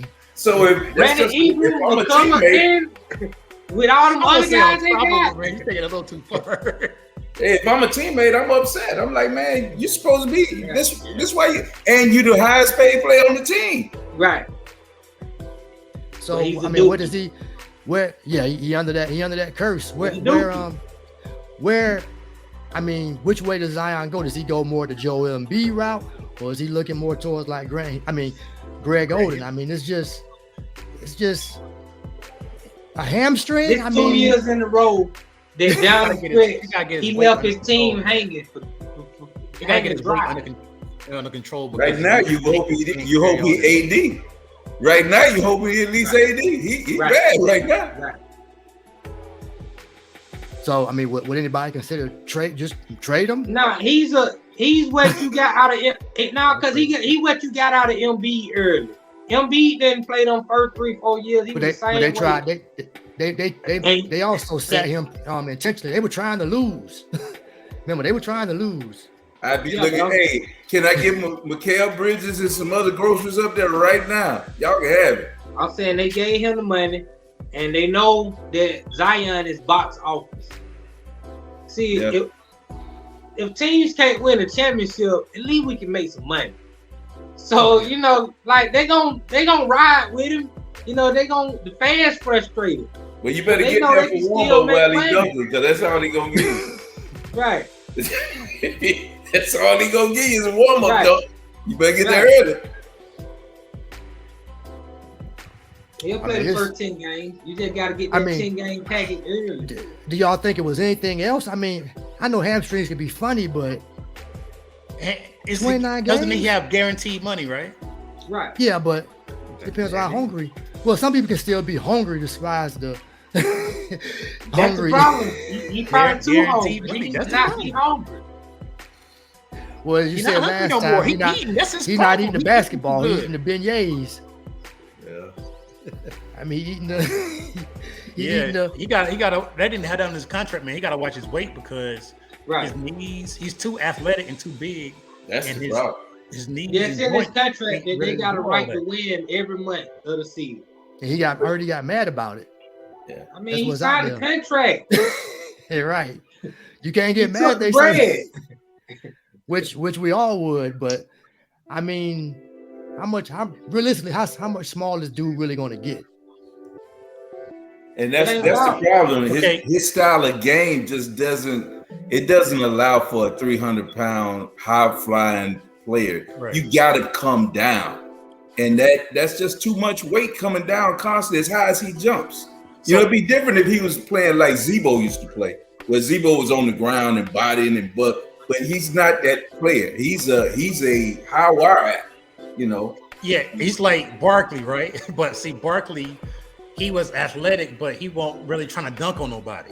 So then, if you go to the next level, you're looking at what's your boy from Oklahoma?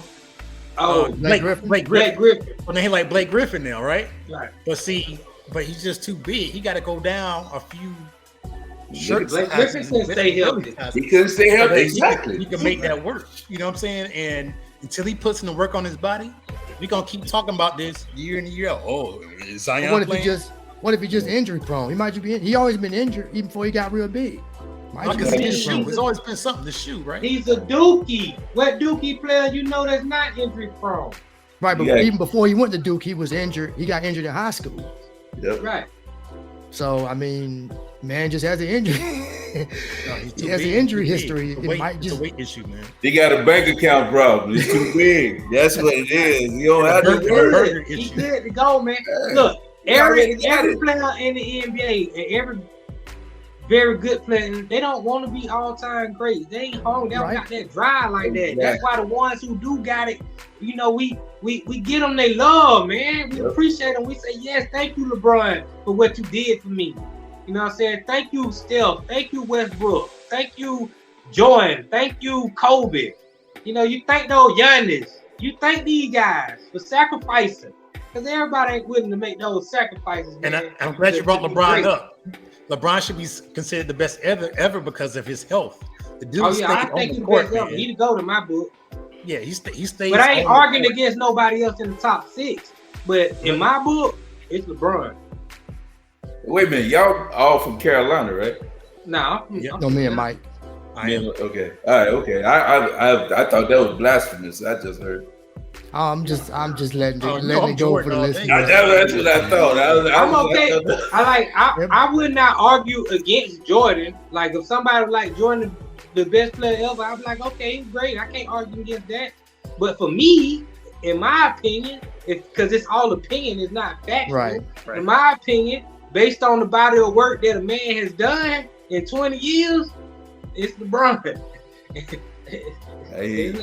You know, and then I got Kareem, you know, then I got Magic, you know, Jordan now too.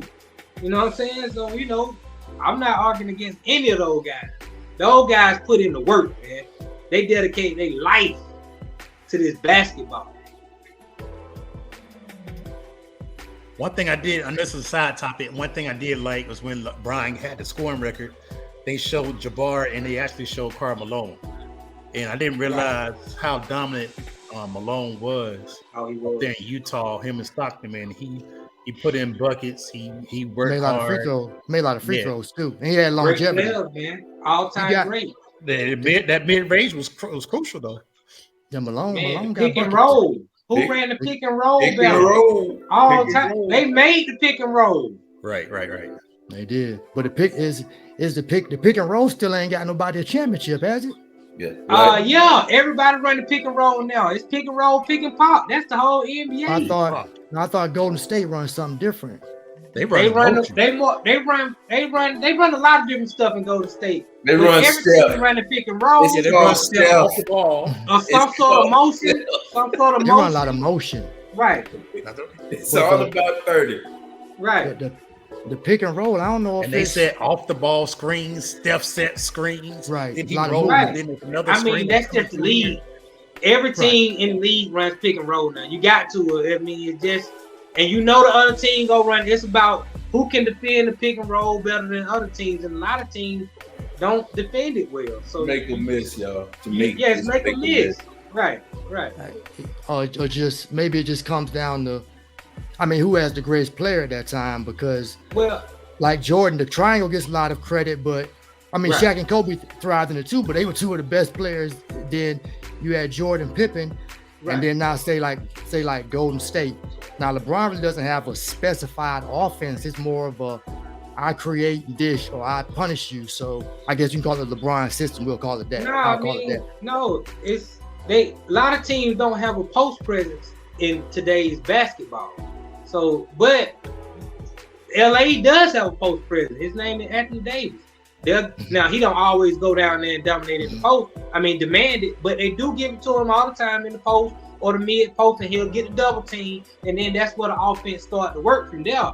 That's ideally how they would like to run it. Other than that, they'll give it to Russell or give it to Schroeder and let them run pick and roll. Right. That's basketball. When LeBron get it, he can do what he want to do. Can't nobody do that with bro. He play like grown man and all these other they like kids. He just stronger than them. You can't do that with Bron. He gonna get his whatever numbers he want to get when he ready to give. Yeah, I just hear people screaming, run screen and rolls with this guy run. I mean, but it really hasn't proven to be a definite winning formula. Yeah, you have to have some of the best players. I know Golden State running with Draymond and Steph a lot, but it's more so because that roll threat or Steph getting the three. But I mean, I guess it's what they're running now. I mean, but it seems like most time it comes down to who has the best players. I don't remember what Elijah was running back in the day, but I mean, see, back in the day, you just throw it down low and let the guy work, man. You waiting for the double team to come to him, then he's swinging. And Kenneth Smith and then Van X on them at the 3. Yeah, you got a lot of dribble handoff option in NBA now also. Right. And guys, I mean, big guys, not little guys, take advantage. They go to their advantage. They believe in their advantage. But you got big guys who say, "Oh, I'm gonna do what you do," instead of, "Oh, I got to switch on a little man. Let me open up." Big guys aren't playing to their advantage, man. And it's sad. It's sad to see. And once they switch, either one or two things is about to happen on the switch. Either we finna see some ISO ball get played, or they finna go ahead and run a pick and roll set. Because a lot of time the big man, he don't know where to go. He don't know what he do. He's shoving their feet. They go ahead and make their move. Just alley oop, lob. Like the game is really simple today. You know it is. That's how you can know today whether guys are screwing up or not. It's easy to know who messed up on the pick and roll on the offense and the defensive side. You sitting there watching it. It's 2-on-2 basketball. And then you got a man on the wing. You know what I'm saying? So is the man gonna come down from the wing? And you gotta know to kick it. He don't come down from the wing, let the big drop. It's about decision making with the point guard or whoever is dominating the ball. That's why against shooting teams, you can't play bigs unless they're athletic, because if they go into the drop, they're in trouble. You know, that's Golden State love to see bigs that can't come out and defend that high ball screen. Because that means Steph coming off and he gonna be free. If he coming off against a big, he gonna play with him. He gonna do whatever he want with him. Right. So it's bigs right now. That's why you got to go to more of a positionless basketball. A lot of your bigs right now got to be able to step out and try to defend. They got to come out. If they don't, you're gonna get your lunch eaten all day. Right. But they also got to. I don't know how they don't have no skill. Like when you get a switch on offense, don't throw the ball back out of the perimeter. If you got a easy shot in the lane, seal your man and put the ball in the basket. Let's play the percentages too. What they doing? They kicking for the 3, man. They gonna kick that over. They better shoot us today than they was when we were coming up. These guys are wet, man. I saw like a retro basketball game, right? On one of these old TV shows, but all the big men, like Carolina, they were dumping it down low to Montrose. The big men were scoring, right? It was a big. They get them in the post. They were like, hooking them, getting them. Right. Now it's like these big men are beyond the 3-point line, playing small, switching, rolling. But like when you're Karl Anthony Towns, you have to be smart enough to know I got a little guy on me. We just need a basket here. Right. I can't shoot this shot, or y'all got to find me with the advantage. You have to play to your advantage too to stay on the court too. I know you can't trade made 3s for made 2s, but at least percentage wise, you can take advantage of your advantage. And sometimes it's just sad to see. And I'm not even a big guy, but it's just like it's just like that's why the big guys that are good, which a few of them, they are the really good ones. You know, the ones that do know they big. See, the game changed when USA got beat in the Olympics. When they got beat and the bigs were stepping out and shooting, they were like, wait a minute, this is a basketball that we don't know. We're not accustomed to. And over there, when the bigs, everybody handles the ball. It doesn't matter if you're a small person or big person, they all do the same drills. Right. And that's why they come over here with better skilled bigs than we normally do. We don't have, America doesn't have any good bigs. There are no American born bigs that are good right now.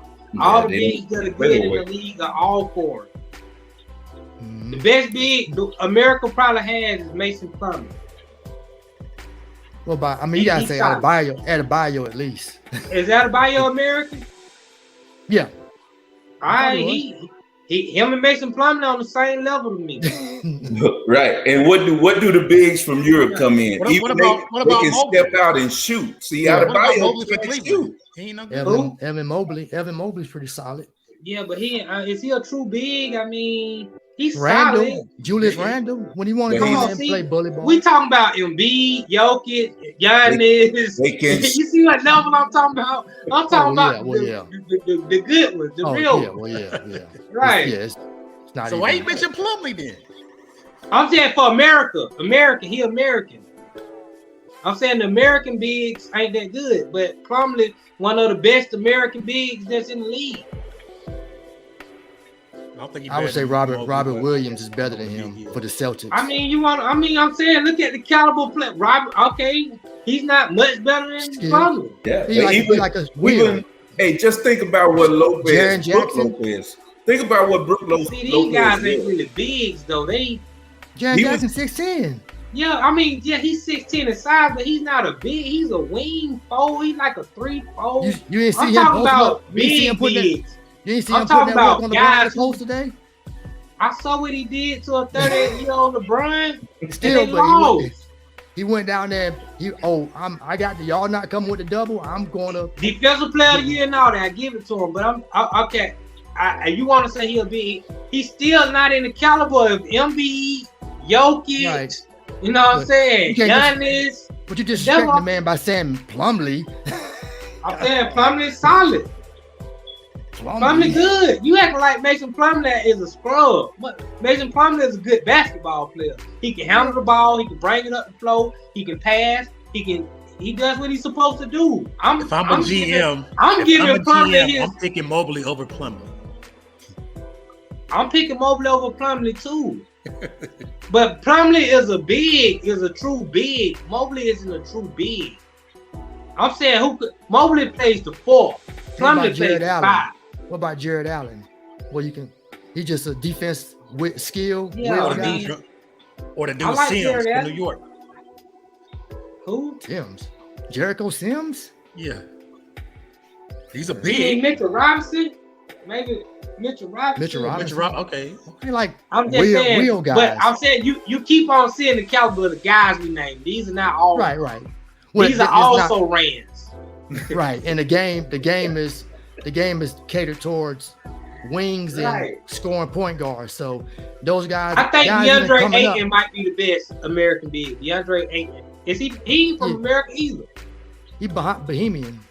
Oh, see, there you go. Damn, I can't even give you all the big men from the other country. Hey, that's just where we are. Yeah. But hey, y'all. So we up against the time. This has been good, man. We'll see how everything unfolds, man. I appreciate y'all for coming. So did everybody make their final picks? Y'all made y'all final picks early? Did I miss it? Oh, they go ahead. No, we didn't. I don't even know where I'm going. I ain't thought about it. Michael Hancock, y'all can give one if you want. Now I want to see how the next couple of games go out. Wait a minute. We go wait on this. This is supposed to be the playoff preview show. It is not playoff predictions. We got to go off on the limb right here. At least now somebody get hurt, it's subject to change. But I'm saying though. All right, well, if you go hold my feet to the fire, I'm running back what went last year. Golden State, Boston. Okay. I'm gonna say Boston, Phoenix. Phoenix in trouble tonight. Yeah, they're in trouble tonight. Yeah, there's still a long way to go. Yeah, it's a long way to go. The Clippers known to blow big leads too. What the Clippers gonna clip?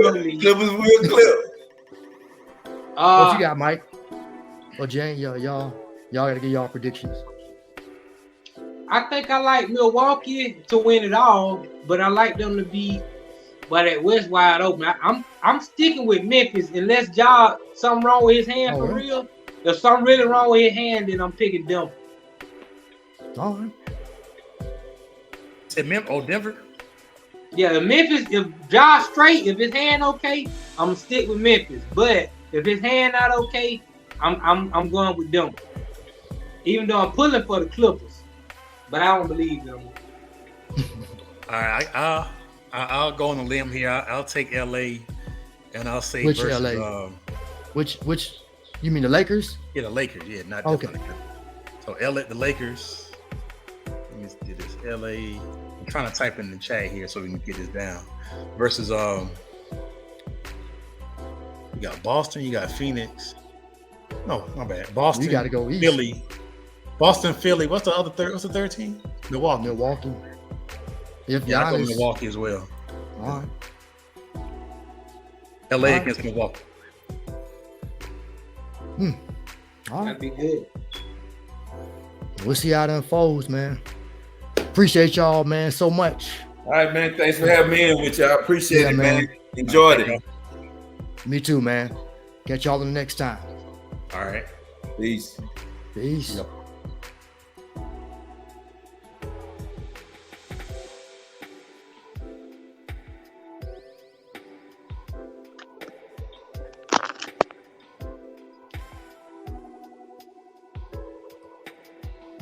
Well, folks, that is all for this episode of the All Basketball Podcast, previewing the playoffs for this 2023 NBA season.